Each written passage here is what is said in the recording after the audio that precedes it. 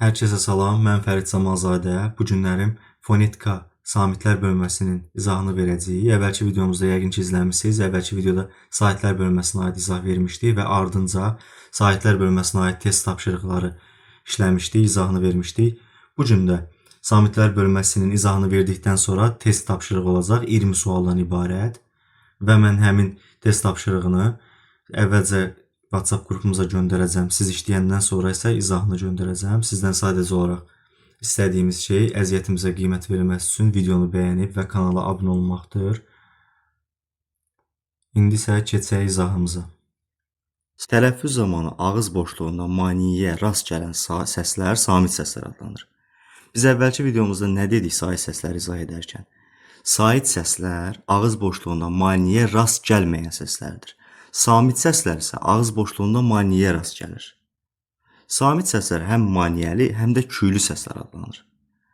Sait səslər alt çənənin və dodaqların vəziyyətinə görə bölünür. Məsəl üçün, qalın incə, açıq qapalı, dodaqlanan dodaqlanmayan. Samit səslər isə səs tellərinin iştirakına görə bölünür. İki yerə, kar və cingiltili.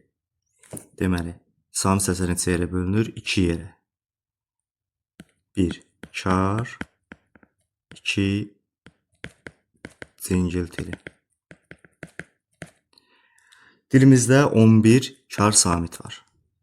Kar samitləri tələffüz edərkən səs telləri qeyri-fəal olur, yalnız kuydən əmələ gəlir.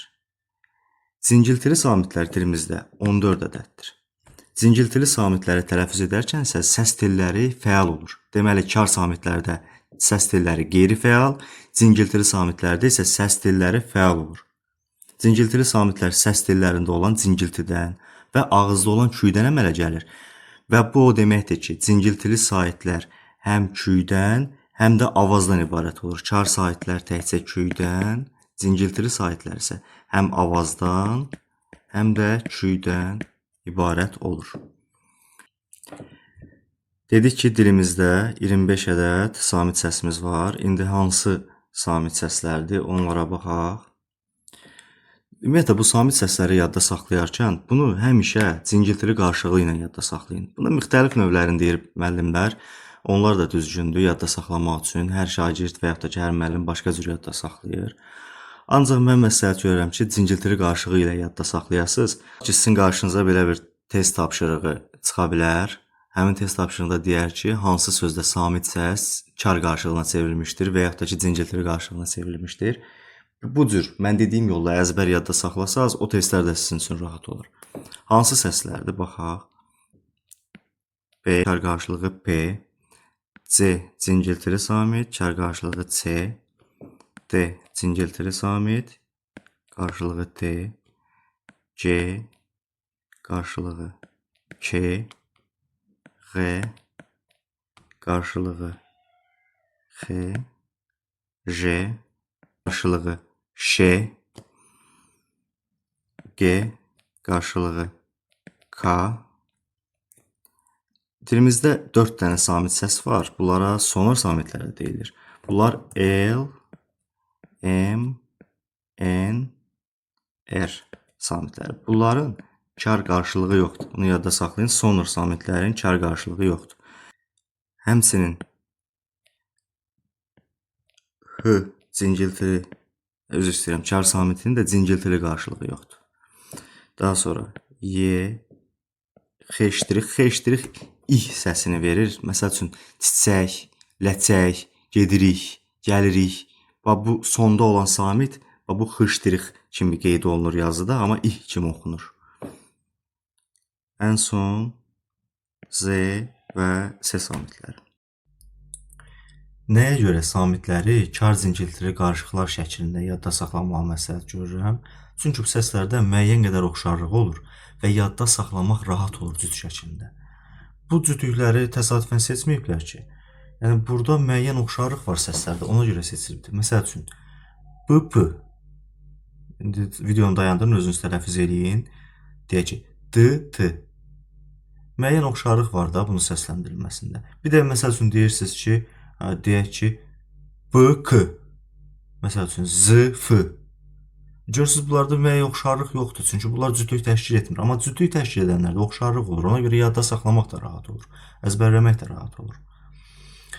İndi müəyyən fonetik qaydalar var ki, onu izah eləyək. Məsəl üçün, k samiti ilə başlayaq. K samiti ilə. K samitini izah etməmişdən əvvəl bir şeyə toxunum. Deməli, siz tutaq ki, imtahandasınız və qarşınızda bir fonetikadan bir test var.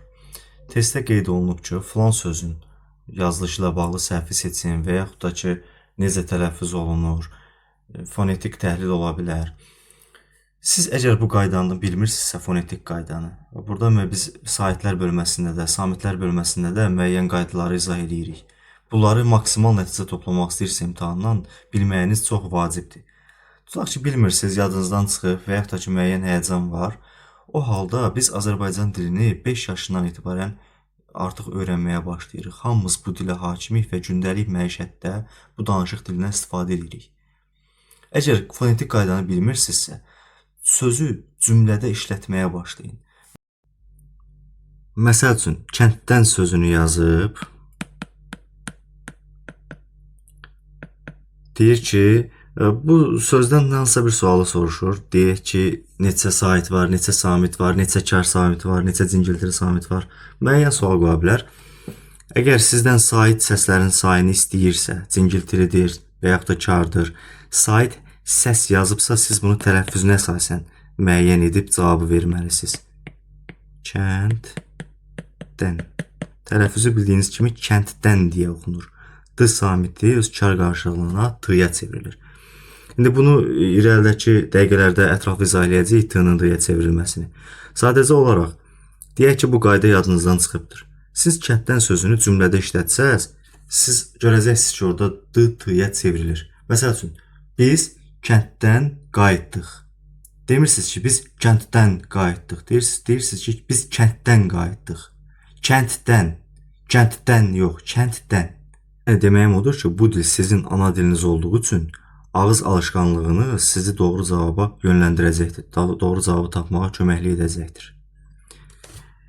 Qaydaq k hərfinə. K hərfi. K hərfi 5 səslə ifadə olunur.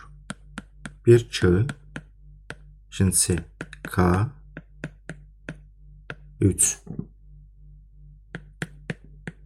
Xışdırıq deyə yazılır. Bu ih deyə səslənir. Məsələn, ləçək, çiçək, çörək, ürək. Bu sözlərin sonundakı samit səs xışdırıq deyə yazıda göstərilir, amma ih deyə oxunur. Sonra y və g kimi tələffüz olunur. Əvvəlcə onu deyim ki, bu iki səsi bir-birindən ayıd etməyə bacarın. Bu ştrixsiz yazılan kilo sözündəki səsdir, k səsidir. Ştrixlə yazılan k səsidir, kral sözündəki səsdir. Əgər kral sözü ştrixsiz şəkildə qeyd olunarsa, yazılarsa tələffüzü, siz onu düzgün olaraq götürə bilməzsiniz. Kral sözünün tələffüzü transkripsiyada verilibsə, k-nın üzərinə mütləq qaydada ştrix olmalıdır və yaxud da ki, kartof, komandir və digər sözlərdə ona aiddir. K səsi hansı hallarda tələffüz olunur, k səsi hansı hallarda tələffüz olunur, onlara baxaq. Əvvəlcə k-dan başlayaq. K səsi adətən milli mənşəli sözlərimizdə və ərəb-fars mənşəli sözlərdə işlənir. K səsi sözün həm əvvəlində, həm ortasında, həm də sonunda işlənə bilər. Məsələn, kələm, kitab, kənd və s. sözün əvvəlində işlənir. Sözün ortasında tükənmək, şirkət, bu sözlərdə də sözün ortasında işlənir. Sözün sonunda işlənməyinə misal üçün tək sözü, türk sözü, türk sözü. Burada adətən alınma mənşəli yox, milli mənşəli sözlərimizin tək hecalı sözlərində sonunda ki kimi oxunur. Alınma sözlərdə məsələn şərik, məlik, malik bu sözlərdə deyildiyi kimi də tələffüz olunur. Yəni k ilə tələffüz olunur. K səsinə baxaq. K səsi adətən Rus-Avropa mənşəli sözlər üçün xarakterikdir. Burada da bir qayda var. Yəni onu yadda saxlayın. Deməli, alınma mənşəli, yəni Avropa-Rus mənşəli sözün ilk hecası incə saitlə bitirsə, məsələn kino, burada k kimi tərcümə olunur. Amma qalın saitlə heca başlayırsa, yəni heca qalın saitlidirsə ilk heca, tutaq ki kapitan, kapitan. Bu halda k səsi deyə oxunur. Deməli, incə saitdirsə, ancaq Rus Avropa mənşəli sözlərə aiddir. Kino, Kiyev, kinetik əvvəlindəki heca incə saitli heca olduğu üçün ki kimi tələffüz olunur. Ancaq kapitan sözündə gördüyünüz kimi qalın saitli hecadır, ona görə k ilə ifadə olunur. K hərfi də ki kimi sözün həm əvvəlində, həm ortasında, həm sonunda işlənə bilər. Məsələn, bu yazdığımız misallar sözün əvvəlində işlənməyinə misaldır. Sözün sonunda işlənməyinə, məsələn, aptek, mexanik, texnik kimi misallar göstərmək olar. Ortasında da işlənir. Sintaksis misallarını göstərmək olar. Lövhəni təmizləyək, yazmağa yer qalmadı. Keçək digər səslərə. K samitinin ifadə etdiyi i səsi və y kimi tələffüzünə. Deməli, sonu k hərfi ilə bitən, əsasən bu milli sözlərdə olur. Milli və çox hecalı sözlərdə i kimi tələffüz oluna bilir sözlər. Ləçək deyə yazılır.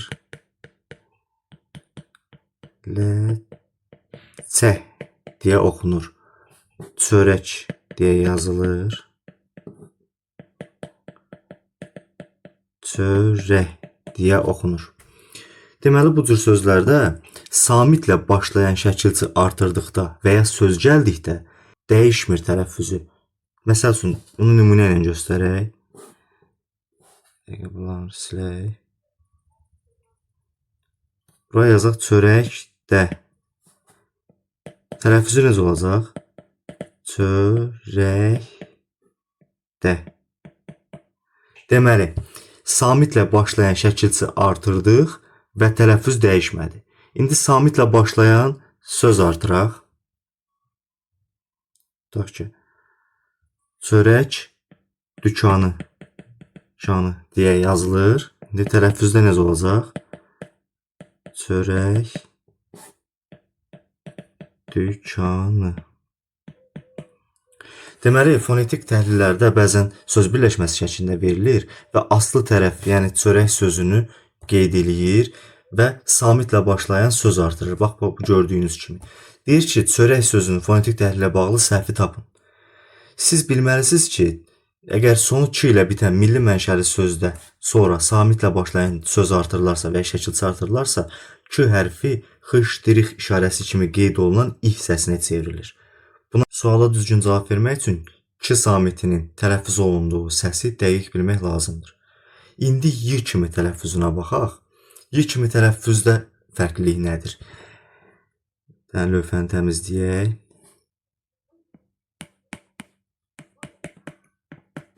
Y kimi tələffüz. Biz dedik ki, sonu k ilə bitən milli mənşəli və çox hecalı sözlərə samitlə başlayan şəkilçi və söz artırdıqda o xışdırıq kimi yazılan ih səsi ilə tələffüz olunur. Bəs saitlə başlayan şəkilçi artırdıqda necə olur? Bax, yenə çörək sözünü götürək. Çörək və buna in şəkilçisi artıraq. Saitlə başlayan şəkilçi artıraq. Bu halda həm tələffüz, həm də yazılış dəyişir. Baxın, çörəyin deyə yazılır, tələffüzü də çörəyin deyə tələffüz olunur. Saitlə başlayan söz artırsaq necə olacaq? Ona baxaq. Çörək, deyək ki, ağacı. Ağacı. Saitlə başlayan söz artırdıqda sondakı k dəyişmir yazılışda, ancaq tələffüzdə dəyişir. Baxın, çörək, çörək,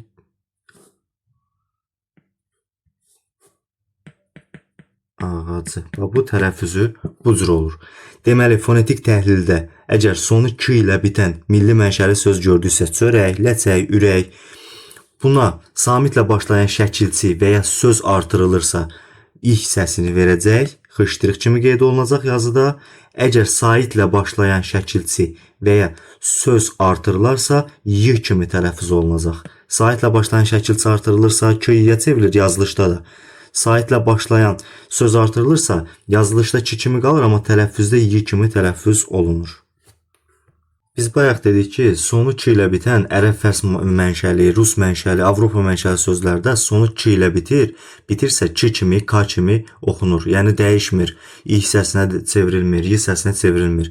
Bu sözlərə saitlə başlayan şəkilçi artırdıqda da dəyişiklik olunur. Bax, bayaq qeyd eləmişdik. Məsəl üçün şərik sözünü, şərik. Bu olduğu kimi də, deyildiyi kimi də yazılır. İndi bu şərik sözünə saitlə başlayan şəkilçi artıraq. Şərikin. Bax, bunun yazılışı da, deyilişi də eyni olacaqdır. Tələffüzündə şəriyin y-yə çevrilməyəcək, k kimi qalacaqdır. Bu ərəb fərs mənşəli sözlərə misal nümunə idi. İndi isə Avropa rus mənşəli sözlərə nümunə üçün göstərək. Aptek sözünü götürək. Aptek. Bax, aptekə. Yenə görürsünüz k kimi qaldı. Dəyişiklik olmayacaq. Eyni qaydada saitlə başlayan söz artırsaz belə dəyişiklik olmayacaq. Tutaq ki, şərik olmaq. Şərik olmaq. Bax, k olduğu kimi qalacaq. Aptek almaq deyək. Aptek almaq.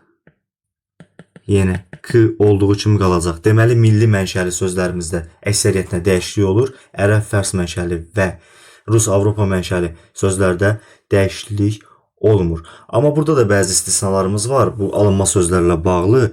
Burada bəzi sözlərdə bunları yadınızda saxlayın. Hansı sözlərdə dəyişiklik olur. Mələk, fələk, dəstək, müştük və xörək. Bu sözlərdə sonu xışdırıq, yəni i səsi ilə tələffüz olunur. Çörək, mələk, fələk, dəstək, müştük. Bax, sonu xışdırıqla olacaq. Birini yazaq, məsəl üçün, fələk. Sonu xışdırıqla yazacaq, fələk deyə oxunacaqdır. İndi isə k samitinin g kimi oxunma hallarına baxaq. Deməli, sözün ortasında iki kar samit yanaşı işlənərsə, iki kar samit, bunu diqqətlə bulasın. İki kar samit yanaşı işlənərsə, ikisi də kar. Bax, bunun ikincisi, bax bu ikincisi. İkincisi ki olarsa, o zaman g kimi tələffüz olunur. Misal üçün göstərək, onu daha sizə ətraflı biləcəksiniz. Tutaq ki, it, kin.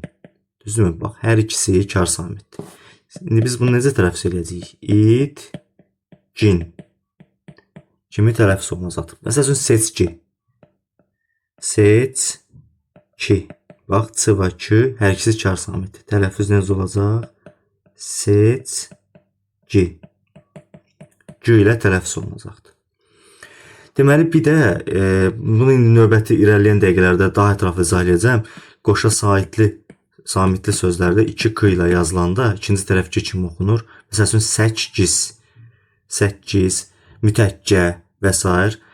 Burada bir istisnamız var, ona diqqət edək. İstisna nədən ibarətdir? Kar və keş şəkilçiləri ilə bağlı. Əvvəlki qayda nə dedik? Dedik ki, iki yanaşı kar samit işlənərsə və sonuncusu k samiti olarsa, o halda g-yə çevrilir. Amma bu şəkilçilərdə bu hal baş vermir. Misallarla göstərək. Məsəl üçün, sənətkar. Sənətkar deyə yazılır.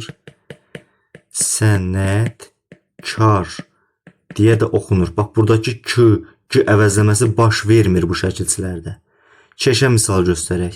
Zəhmətkeş. Mətkeş. Yazıldığı kimi də oxunacaqdır. Zəhmətkeş. Bax, g əvəzlənməsi baş verməyəcək burada da. Gördünüz ki, testlərdə kar və keş şəkilçiləri var. G əvəzlənməsi olmayacaqdır. Bunu diqqətli yadda saxlayın, çünki testlərdə həddən artıq çox düşür. İndi keçək digər samitimiz olan q q samitinə. Deməli q hərfi 4 səsi ifadə edir. Bu səslər hansılardır? Q, k, x və ğ səsləridir. Deməli, bir şey yadda saxlayın ki, sözün əvvəlində q hərfini gördünüzsə, bütün hallarda q kimi tələffüz olunacaqdır. Məsəl üçün, qələm olduğu kimi tələffüz olunur. Qənd. Yəni, istənilən sözdə alınma mənşəli, milli mənşəli fərq etmir. Q hərfi ilə başlayırsa, sözün tələffüzü q ilə olacaq. Q hərfi kimi tələffüz olunacaqdır. İndi q hərfinin sözün ortasında işlənmə hallarına baxaq. Q hərfindən sonra sözün ortasında sait gələrsə, q hərfi q kimi də oxunur. Nümunə göstərək. Məsəl üçün, müqayisə sözü. Müqayisə. Yazılışı necə olacaq? Müqayisə.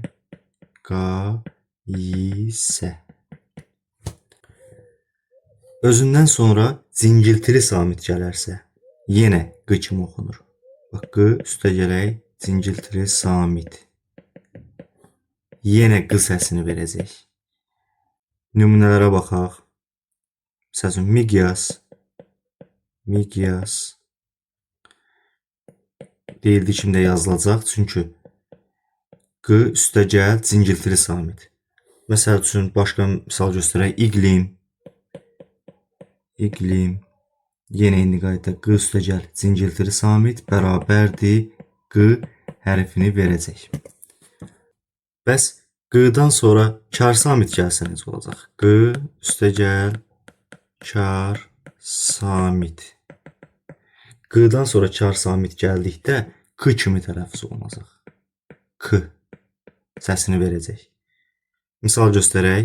Bax, təksir yazılır. Təksir. Q üstə gəl, kar samit. Nə cür oxunacaq? Təksir. Başqa misal göstərək. Nöqsan.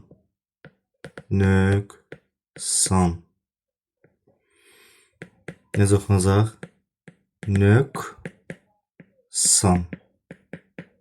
Deməli, ümumiləşdirsək nə qərar gəlirik? Sözün ortasında sait və cingiltili samit gələrsə q hərfindən sonra q kimi, əgər sözün ortasında q-dan sonra kar samit gəlirsə q kimi tələffüz olunur.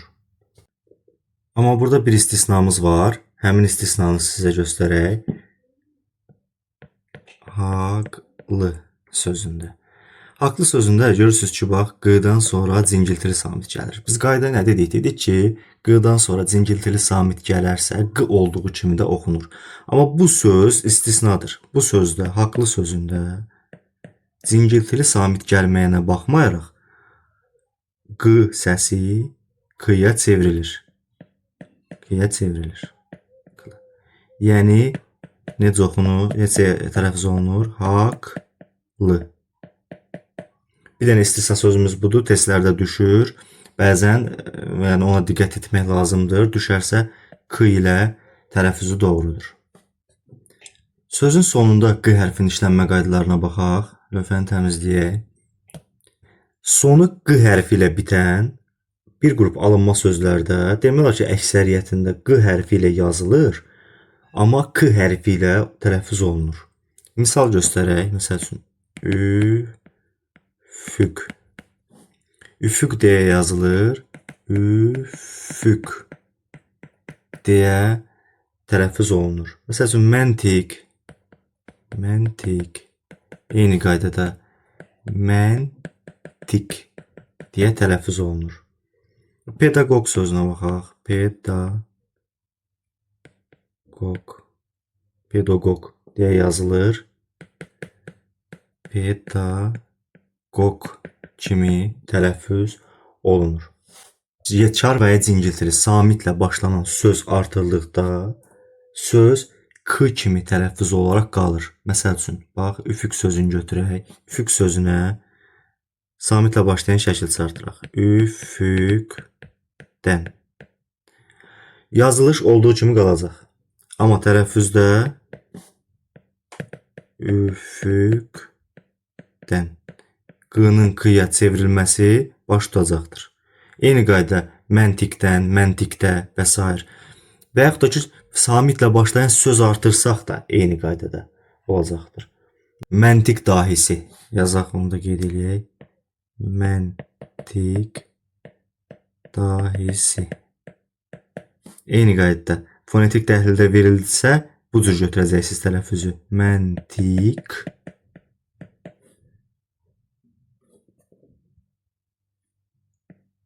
dahisi. Deməli, samitlə başlayan şəkilçi və söz gəlirsə, q, k-ya çevrilir. İndi baxaq, saitlə gələn şəkilçi və ya söz olarsa nə cür olacaq? Saitlə başlayan söz və ya şəkilçi artırdıqca bu cür sözlərə, onda q hərfi olduğu kimi qalacaqdır. Məsəl üçün, üfüqə deyə yazılır. Üfüqə deyə də tələffüz olunur. Söz artıraq. Məsələn, məntiq anlayışı. Söz birləşməsi necə yazılacaq? Məntiq. Bax, q-ya çevrilmədi. Çünki sait söz gəlir. Anlayışı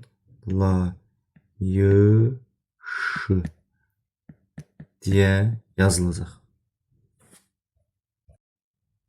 Biz indi alınma mənşəli sözlərə baxdıq. Sonu q ilə bitən alınma mənşəli sözlərdə necə olur q-nın səslənməsi. Bəs indi milli mənşəli sözlərdə necə olur? Ona baxaq. Milli mənşəli sözlərdə sonu q ilə bitən çox hecalı sözlərin əksəriyyəti x ilə oxunur.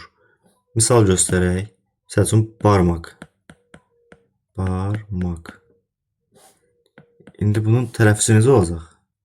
Barmaq. Q x-ya çevrildi. Deməli, milli mənşəli sözlərimizdə q x-ya çevrilir. Q əgər müstəqil işlənirsə, ondan sonra sait və samit gəlmirsə, sözdə q x kimi tələffüz olunur. Başqa misal göstərək. Otaq. Necə tələffüz olunacaq? Otaq. Başqa misal, bayraq. Bayraq deyə yazılır. Bayraq deyə oxunur. Yaxşı, belə sözlərə samitlə başlayan şəkilçi artırsaq nə baş verər bəs? Baxaq misallar üzrə. Birinci ilə barmaq sözünü artıraq. Samitlə başlayan şəkilçi. Barmaqda. Necə tələffüz olunacaq? Özünüz heç qaydanı bilmədən öz-özünüzdə tələffüz eləyin. Görün necə tələffüz olunur. Barmaqda. Bax, görürsünüz tələffüzdə də barmaqda. Barmaqda demirik ki, barmaqda. Deməli, qayda nə cürdür? Sonu q ilə bitən milli mənşəli sözlərimizdə, əksər milli mənşəli sözlərimizdə samitlə başlayan şəkilçi və ya söz artırdıqda sondakı q samiti yenə x kimi oxunacaqdır. Yenə fərq etmir, şəkilçi və ya söz də artırsaq eyni qaydada x səsi kimi ifadə olunacaqdır. Bəs yaxşı, biz bu sözə saitlə başlayan şəkilçi artırsaq necə olar? Onu da lövhəni təmizləyək, yazaq. Otaq sözünü götürək. Otaq. Buna saitlə başlayan şəkilçi artıraq. Deyək ki, otağa. Əgər sonu q ilə bitən milli mənşəli sözə saitlə başlanan şəkilçi artırsaq, həm yazılışı, həm də deyilişi q, ğ kimi oxunacaqdır. Baxaq.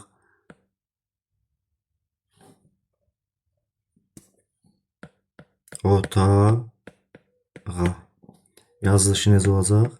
Otağa. Bax, görürsünüz, həm yazılış, həm də tələffüz ğ kimi tələffüz olur. Deyək ki, saitlə başlayan söz artıraq. Məsələn, barmaq sözünü götürək. Barmaq ağrısı. Bu halda nə olacaq?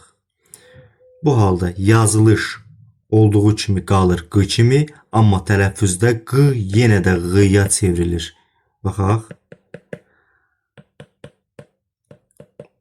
Barmaq ağrısı. Deməli, ümumiləşdirək dediklərimizi, sonu q ilə bitən milli mənşəli sözlərdə söz əgər müstəqil şəkildə işlənirsə, o halda q səsi, q səsi x kimi tələffüz olunur. Məsələn, otaq, barmaq, qonaq və s. Əgər həmin sözə samitlə başlanan şəkilçi artırırıqsa, yenə də yazılış olduğu kimi qalır, deyilişdə q səsi x səsinə çevrilir. Məsələn, barmaqdan, otaqdan və s. Yox, əgər həmin sözə saitlə başlanan şəkil çağırdıqda həm yazılış, həm deyiliş ğ səsinə çevrilir. Baxın, görürsünüz, otağa həm yazılış, həm deyiliş. Əgər söz artırılırsa, onda yazılış olduğu kimi qalır. Sadəcə deyilişdə q-ya çevrilir. Burada da bir istisnamız var. İstisna alınma sözlə bağlıdır. Uşaq sözü. Bildiyiniz kimi uşaq sözü alınma sözdür.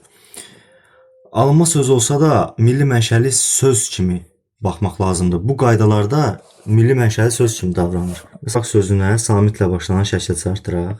Uşaq, üstəgəl dan artıraq. Yenə yazılış olduğu kimi qalacaq. Uşaqdan. Amma tələffüz uşaqdan kimi olacaq. Yəni samitlə başlanan şəkil artırdığımıza görə burada q samiti x-ya çevrilir. Samitlə başlanan şəkil artırdığımıza görə. İndi saitlə başlanan artıraq. Uşağa. Görürsünüz, yazılış və deyiliş hər ikisi q-ya çevrilir. Baxmayaraq ki, alınma mənşəlidir, ancaq milli mənşəli söz kimi sondakı q samiti dəyişir. Keçək növbəti samitlərimizə. B, C, D, C samitləri. Bax, sonu bu samitlərlə bitən əksər çox hecalı. Bax, bu çox hecalı sözlə diqqət edin. Çünki bu tək hecalı sözlərin əksəriyyətində bu samitlər dəyişmir, olduğu kimi qalır. Əksər çox hecalı sözlərin tələffüzündə sondakı samit fərqli tələffüz olunur. Bəzən də yazıldığı kimi tələffüz olunur. İndi biz bu hallara baxaq, hansı hallarda fərqli, hansı hallarda olduğu kimi qalır. Bax, sonu bu samitlərlə bitən bəzi sözlər yazaq. Sonu b ilə bitən, məsəl üçün, qutab. Qutab. Sonu c ilə bitən, ağac. Sonu d ilə bitən, qanad. Qanad. Sonu c ilə bitən, tüfəng. Tüfəng. Əgər bu sözlərdə sondakı samit müstəqil işlənərsə, yəni heç bir sait, samit şəkilçisi qoşulmazsa, o halda sondakı samit özünün kar qarşılığına çevrilir. Baxaq. Tələffüzdə necə olacaq? Qutab. B, P-yə çevrildi. Ağac. C, C-yə çevrildi. Qanat. D, T-yə çevrilir. Tüfəng. C, K-yə çevrilir. Deməli, burada məsələ nədir? Müstəqil işlənərsə, əgər söz tək halda işlənərsə, sonunda şəkilçi olmazsa və yaxud da ki, söz gəlməzsə, müstəqil şəkildə samit karlaşır. Sondakı B, C, D, G samitlərin hər biri karlaşaraq öz kar qarşılığına çevrilir. Bəs yaxşı, bu samitlə bitən sözlərdən sonra samitlə başlayan söz və ya şəkilçi gələrsə, onda necə olur? Onda baxaq. Misallarla baxaq. Məsəl üçün deyirəm ki, ağac kötüyü. Ağac kötüyü. Qayda belədir. Əgər bu sözlə sonu bu sözlə bitən samitlərdən sonra samitlə başlayan şəkilçi və ya kök dəyişərsə, yenə də müstəqil variantda olduğu kimi yenə də sözün sonundakı cingiltili samit kar qarşılığına çevrilir. İndi qanad sözünə bir şəkil çıxartıraq. Qanadlar məsəl üçün. Qanadlar. Sondakı bax D hərfi yenə T-yə çevrilir. Deməli, samitlə başlayan şəkilçə artırıldıqda D, G, C, B və bu şəkilçələr özlərinin kar qarşılığına çevrilir. Fərqi yoxdur, söz artırdınız və ya şəkilçə artırdınız. Bəs yaxşı, hansı halda dəyişmir? Dəyişməyən hallar saitlə başlayan şəkilçə artırıldığı hallardır. Məsəl üçün, qutab sözünə saitlə başlayan şəkilçə artıraq. Qutaba olduğu kimi də yazılacaq. Və yaxud da ki, söz artıraq. Qutab aldım. Qutab almaq. Qutab almaq. Qutab. Burada A ilə başlayan gəlirsə, qutab almaq. Deməli, saitlə başlayan söz və ya şəkilçi artırılarsa, sondakı B, C, D, G samitləri dəyişmir. İndi ümumiləşdirək dediyimizi, deməli, sonu bu saitlə bitən əksər çox hecalı sözlərdə əgər söz özü müstəqil işlənərsə və ya samitlə başlanan şəkilçi və söz artırılarsa, həmin samit karlaşır. Ancaq saitlə başlanan söz və ya şəkilçi artırılarsa, samit olduğu kimi qalır, yazılış və deyiliş eyni olur. Amma bu bütün sözlərə aid deyil. Bəzi alınma sözlər var ki, onlar B səsi ilə yazılır, B ilə yazılır, hərf ilə yazılır, B səsi ilə tələffüz edilir. Həmin sözlərdən bəzilərinə baxaq. Bunlar adətən alınma mənşəli sözlər olur. Məsəl üçün, təəccüb, təəccüb,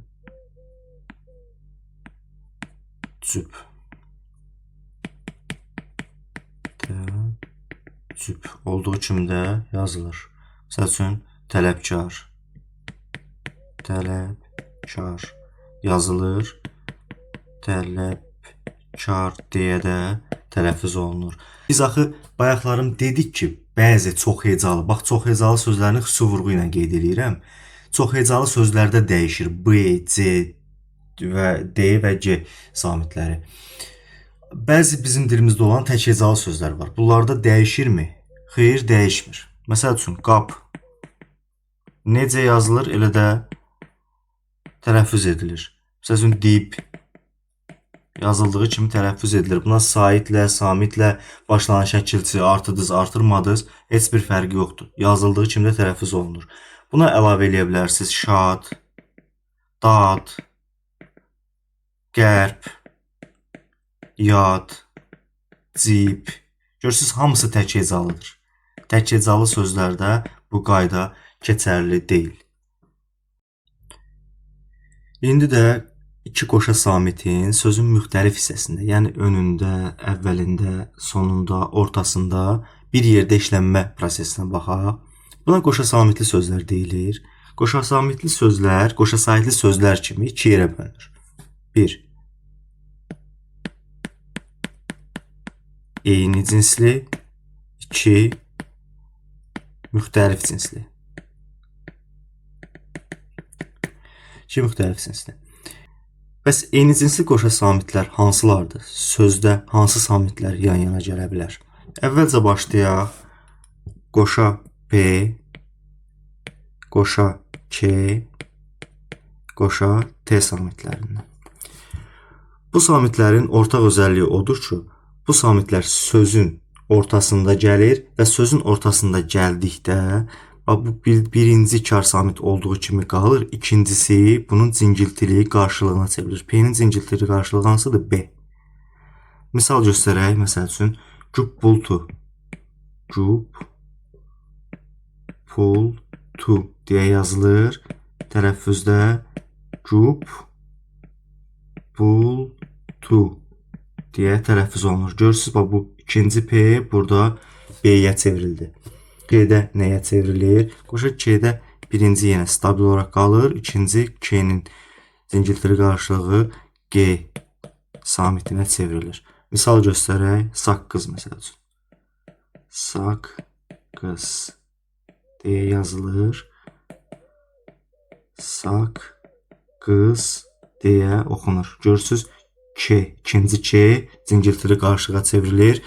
Üçüncü qoşa T. Qoşa T-nin də birinci yenə olduğu kimi stabil qalır. İkincisi T-nin cincili qarşı hansıdır? D. D-yə çevrilir. Misal göstərək. Sözün əlbəttə sözü. Əlbəttə deyə yazılır. Bəs tələffüzdə olur. Əlbəttə. İkinci T D-yə çevrilir. Bu samitləri mən yadda saxlamaq üçün sizə bir asan yol deyim. Bax, P, Q, T. Bu 2-3 samitdir. Bunların məsələn arasında paket, A-E arsa paket. Paket samitlər kimi yadınızda saxlayın. Düzdür, bu kitablarda getmir, sadəcə sizin yadda saxlamaq üsulunuz kimi. Deyim ki, yadınızda qalsın. Bunlar testlərdə düşəndə paket samitlər, bu üçlü paket şəklində kimi yadınızda saxlasaz, testlərdə daha çətinlik çəkməzsiniz, daha rahat işləyərsiniz. Lövhəni təmizləyək və digər samitlərə keçək. Davam edək qoşa Y ilə. Qoşa Y. Deməli, qoşa Y sözün tərkibinə görə iki cür tələffüz oluna bilər. Həm 2Y ilə, həm də 1Y ilə. Bax, yadınızda saxlayın. Əgər sözün kökündə 2Y varsa, yazıldığı kimi də deyilir. Məsəl üçün, baxın, səyyah. Yazıldığı kimi deyiləcək. Bax, burada şəkilçi yoxdur ki, sözün köküdür də.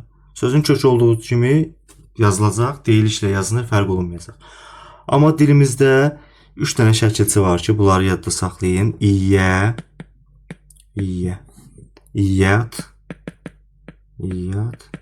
və İyyət şəkilçiləri. Bu 3 şəkilçi hansısa bir sözün kökünə qoşularsa, şəkilçidəki Y-nin biri düşür. Misallarla göstərək. Məsələn, kəşfiyyat. Kəşfiyyat. Necə yazılacaq? Kəşfiyyat. Daha sonra maliyyə. Maliyyə. Bax, İyyə şəkilçisidir. Tələffüzdə olacaq. Maliyyə. Burada bir istisnamız var. İstisna nədən ibarətdir? Lövhəni təmizləyək.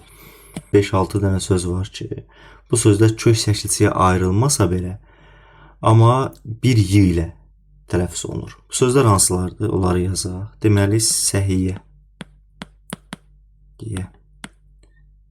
Burada tələffüz zamanı bir Y ilə tələffüz olunacaq. Y-nin biri düşəcəkdir. Bax, bu cür. Səhiyyə. İkinci, səciyyə. 2 Y ilə yazılır. Bir Y düşür tələffüz zamanı. Heysiyyət. 2 Y ilə yazılır. Biri düşür. Məziyyət. 2 Y ilə yazılır. Biri düşür. Vəziyyət. Yenə 2 Y ilə yazılır. Biri düşür. Və səviyyə. Səviyyə 2 Y ilə yazılır. Tələffüzdə bir Y düşür. Qoşa Q ilə davam edək. Qoşa Q samitində misal göstərək, onun üzərində izah edeyim. Məsələn, 9. 9-un tələffüzü necə olacaq? 9. Deməli, qoşa Q-da Q-nın birinci Q özünün kar qarşılığına çevrilir. Yəni, Q K-ya çevrilir, bu cür oxunur. Tokka sözünü göstərə bilərik. Tokka deyə yazılır. Tokka deyə tələffüz olunur. Bax, görürsünüz, birinci Q özünün kar qarşılığı olan K şəkilçisinə çevrilir. Burada da bəzi istisnalarımız var. 2 sözdür adətən bunlar. Testlərdə də rast gəlinir bəzən. Yazaq onları, hansılardır? Balıq qulağı. Bax, bu balıq qulağı sözü tələffüzdə K kimi deyil, X kimi oxunur. Bax, bu Q çevrilir X-ya. Tələffüzündə. Çevrilir X-ya və balıq qulağı kimi oxunur. Eyni qaydada ayaqqabı sözü. Ayaqqabı demirik, ayaqqabı deyirik. Bax, yenə Burada birinci x, ayaqqabı sözündə də birinci q x-ya çevrilir. Bu iki sözdür, bunu da yadda saxlayın. Keçək indi digər samit birləşmələrinə. Digərləri nisbətən rahatdır. Ən çətin saxlanılacaq samit birləşmələri bunlar idi. Digərlərinə də baxaq. Sözün kökündə işlənən qoşa B, qoşa C, qoşa D, qoşa L, qoşa M, qoşa N, qoşa R, qoşa V, qoşa S, qoşa Ş, qoşa V, qoşa Z və qoşa Y samitləri yeni bayaqları izah eləmişdik. Qoşa Y samitlərin hər biri yazıldığı kimi tələffüz olunur. Məsəl üçün, niyyət. Bayaq səyyah söz yazmışdıq. Niyyət sözü də onun kimi eynidir. Burada Y-ların hər ikisi yazılır və düşmür. Daha sonra əvvəl qoşa V-yə misal olaraq göstərə bilərik. Addım. Qoşa D-yə misal olaraq göstərə bilərik. Yəni, bu yazdığım samit birləşmələrinin hər biri sözün kökündə işlənirsə, yazıldığı kimi də deyilir. Heç bir burada samit dəyişməsi və ya samit düşməsi baş vermir. İstisnalarımıza baxaq. İstisnalarımız qoşa M və qoşa S saitlərində var. Deməli, bəzi alınma mənşəli, əsasən də Rus-Avropa mənşəli sözlərdə 2 m ilə yazılan sözlərdən m-lardan biri düşür. Bu hansı sözlərdir? Məsəl üçün, yazılışını yazaq əvvəlcə. Qrammatika. Bax, 2 m ilə yazılır. Amma tələffüzdə biri düşəcəkdir. Qrammatika. Daha sonra kommunal sözüdür. Kommunal 2 m ilə yazılır və bu testlərdə çox düşür. Kommunal deyə yazılır. Kommunal 1 m ilə oxunur. Rejissor 2 s ilə yazılır. Rejissor. Amma s-nın biri düşür. Rejissor deyə tələffüz olunur. Sonu qoşa samitlə bitən tək hecalı sözlərə baxaq. Bunlara misal olaraq məsəl üçün haqq, sir, xət, fən və s. sözləri göstərmək olar. Məsələn, tip, zid və s. Bu sözlərə samitlə başlanan şəkilçi qoşulduqda son samit düşür. Məsəl üçün, fəndlər, fən deyə yazılır. Üstünə lar şəkilçisini əlavə eləsək, yazılış necə olacaq? Fənlər. Digərinə baxaq, xət. Tək xətdən yazıq. Xət, üstə gəl, dən şəkilçisi. Xətdən. Ancaq saitlə başlayan şəkilçi qoşulduqda hər iki sözün sonundakı hər iki samit yerində qalır. Tutaq ki, tibbə. Tibbə. Hər ikisi yerində qalacaq. Xətdə. Xəttin və yaxud. Hər ikisi yerində qalacaqdır. Bu tipli sözlər mürəkkəb sözün birinci tərəfi olanda həmişə sözün sonundakı iki samit yerində qalır. Tutaq ki, haqq nahaq, hiss həyəcan, həddi buluq. Məsələn, yazaq həddi buluq. Hər iki d yerində qalacaqdır. Əgər ikinci tərəf olarsa, o halda samitlərdən biri düşəcəkdir. Misal üçün, rəsm, xət. Hüsn, xət. Hüsn, xət. Bu t-nın biri sonda olmayacaq. Yəni, ancaq tək t ilə yazılacaqdır. Burada bəzi istisnalarımız var. İstisnalar nədir və nəyə görə bu cürdür? Lövhəni təmizləyək, ona baxaq.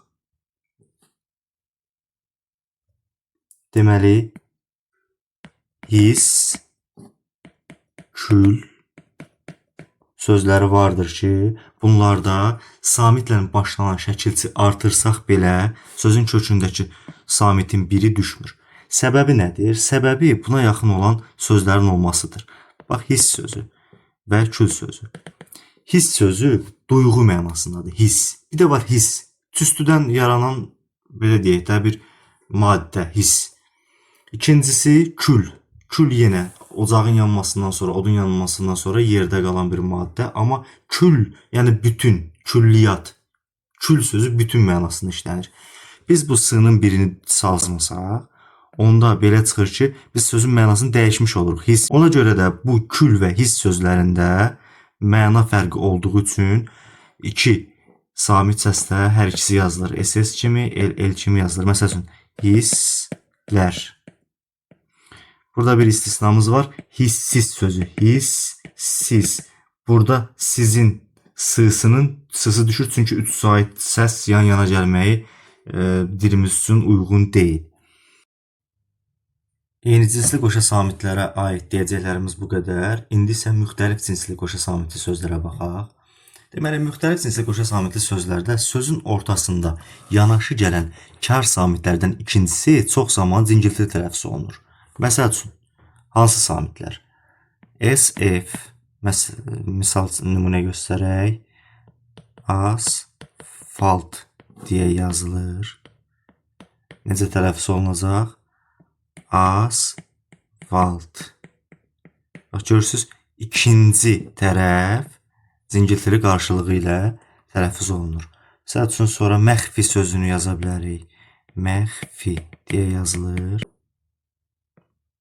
Məxvi deyə tələffüz olunur. Bax, ikinci hissəsindəki f cingiltili qarşılığı yenə v-ya çevrilir. Daha sonra təşkilat sözünü yaza bilərik. Təşkilat. Təşkilat deyə tələffüz olunacaqdır. K hərfi G hərfinə çevrilir. Bəzi sözlər var ki, onlarda çevrilmə olmur, deyiliş və yazılış fərqlənmir. Həmin sözlərdən bəzilərini ən çox testə düşən sözlərə nəzər yetirək. Hansılardır? Lövhəni təmizləyək. Deməli, ən çox testlərdə düşən söz bu mövzuyla bağlı. Məşhur sözü.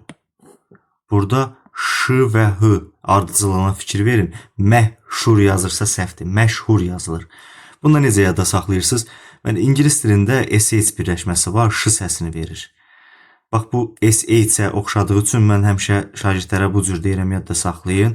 SH birləşməsi ilə, yəni ş hərfini verdiyi üçün. Ş-h ardıcıllığı ilə. Daha sonra, bax, bu məşhur sözünün yazılışında deyiliş, iki kar samit yanaşı gəlir, ş və h. Ancaq deyiliş və yazılış arasında fərq olmur. Necə yazılırsa, elə də deyilir. Məşhur. Sonra taksi, yazılış və deyiliş eynidir. Daha sonra sənətkar, ştat və s. şkaf, refleks və s. Bu cür sözlərdə iki kar saat yanaşı gəlsə də deyiliş və yazılış arasında fərq yaranmır. İndi keçək n samitindən sonra b və m hərflərinin gəlməsinə. Deməli, n-dan sonra əgər b və m hərfləri gələrsə, tələffüz olunmaya baxaq indi. Tutaq ki, n, b. Necə tələffüz olunacaq? M, b kimi. Tutaq ki, n, m. Necə tələffüz olunacaq? M, m kimi. Misallarla izah edək bunu. Məsələn, günbəz sözünü götürək. Günbəz. Görürsünüz, n və b samitləri yanaşı işlənibdir. Tələffüz necə olacaq? Günbəz. Bax, buradakı n samiti çevrildi m-ya. Başqa bir misal göstərək. Məsəl üçün, 15 deyə yazılır. 15 deyə tələffüz olunur. Dilimizdə bəzi sözlərdə vardır ki, onlar yazılışda m, b ilə yazılır. Amma bunu bir çox şagirdlər və yaxud da ki, müəllimlər də imtahanlarda səhv götürürlər, səhv başa düşürlər. Bu sözlərin özünün yazılışı MB iləndir, NB ilə deyil.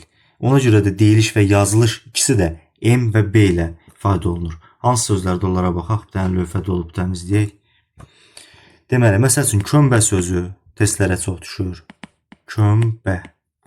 Bax, M, B ilə yazılışı M, B iləndir. N, B ilə deyil ki, bunu tələffüzdə MB kimi götürək.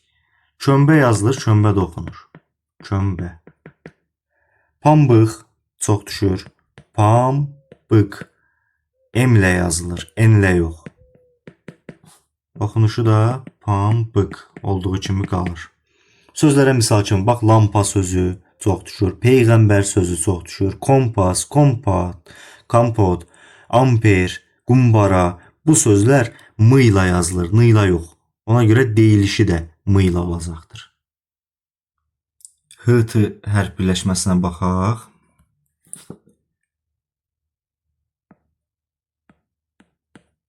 HT hərf birləşməsində iki cür oxunuş var. Biri tələffüz zamanı dəyişir, biri dəyişmir. Dəyişənlər hansılardır? Bunu mən adətən bu cür göstərəm. Möhtərəm. Bax, möhtərəm sözündə möhtərəm kimi oxunur. T D-ya çevrilir. Möhtəşəm. Bax, möhtəşəm sözündə də eyni qaydadadır. Amma bəzi sözlər var ki, orada HT birləşməsində ikinci tərəf D-ya çevrilmir. Bu sözlər hansılardır? Məsəl üçün, ehtimal. Ehtimal. Bax, olduğu kimi də yazılacaqdır. Ehtimal. Bunu götürüb ehtimal kimi verilibsə deməli səhvdir. T olacaqdır. Ehtimal. Daha sonra ehtiram. Ehtiram yox. Ehtiram olaraq da tələffüz olunacaqdır. Ehtiram. Ehtiyac, ehtişam və s. Burada ortaq görürsünüz, bax, M ilə başlayanlarda testlərdə daha çox düşən sözlər bunlardır. Ona görə bunları misal göstəririk. M ilə başlayan sözlərdə fikir verirsiniz, dəyişir. Möhtəşəm, möhtərəm. Amma E ilə başlayanlarda dəyişim olmur. Ən azından, yəni əzbərləməsəz belə E ilə M-ni yadda saxlayın ki, testlərdə düşəndə ən azından köməyinizə çatar. Dilimizdə V hərfinin F kimi tələffüzünə rast gəlinir. Bunlara, məsəl üçün, avtomat, avtomat deyə yazılır. Avtomat deyə tələffüz olunur. Sonra avtobus sözü eyni qaydada. Deməli, burada V, F-yə çevrilir. Avtoqraf sözündə çevrilir. Bir də F. F deyə yazılır. Bax, bu sözün yazılışına fikir verin. F-V deyə yazılır. Tələffüzü F2 feil olacaqdır. Deməli, burada hansı hadisə baş verir? V-nin F-yə çevrilməsi hadisəsi baş verir. Lövhəmizi təmizləyək. Keçək bəzi coğrafi adlarla başlayan sözlərə, samitlərin yazılışına. Bax, bizdə coğrafi adlarda bəzi rayon adlarımız var. Tutaq ki, Qazax, Yevlax, Samux. Bu cür adlarda saitlə başlanan şəkilçi artırdıqda X səsi Q-ya çevrilmir. Bax, məsəl üçün, misal göstərək. Qazaxa deyə yazılacaq. Burada Q görsəz, deməli səhvdir. Coğrafi adlarda bu qayda keçərli deyil. Q-ya çevrilmə yoxdur. Sonu ST, ŞT, FT hərf birləşmələri ilə bitən sözlərdə samitlə başlanan söz və şəkilçi artırdıqda T samiti tələffüzdə düşür. Yazaq həmin hərf birləşmələrini, samit birləşmələrini. Deməli, ST, ŞT və FT. Misal göstərək. Məsəl üçün, FT-yə neftçi, neftçi deyə yazılır. Tələffüzü necə olacaq? Neftçi. Bax, görürsünüz, T səsi tələffüzdə düşəcəkdir. Birləşmələri diqqətlə yazı saxlayın. ST, ŞT və FT. ST-yə məsləhət, misal üçün, nümunə üçün göstərə bilərik. Dost yana, məsəl üçün. Dost yana. Tələffüz necə olacaq? Dost, T düşür, yazılmır. Dost yana. ŞT-yə də misal üçün, məsəl üçün, güzəşsiz və s. kimi misallar göstərmək olar. Bu hərf birləşmələri olan sözdə samitlə başlayan söz və şəkilçi artırdıqda deməli T samiti düşəcəkdir. Biz eyni cinsli qoşa samitli sözləri izah edərkən nə dedik? Dedik ki, məsəl üçün sonu eyni cinsli samitlə bitən sözlərdə deyək ki, fən. Bunları samitlə başlayan şəkilçi artırdıqda n-nın biri düşürdü. Fənlər. Fənlər. Bəs sonu müxtəlif cinsli samitlərlə bitən sözlərdə necə olur bu proses? Baxaq, məsəl üçün, zəhm sözünü yazaq. Zəhm.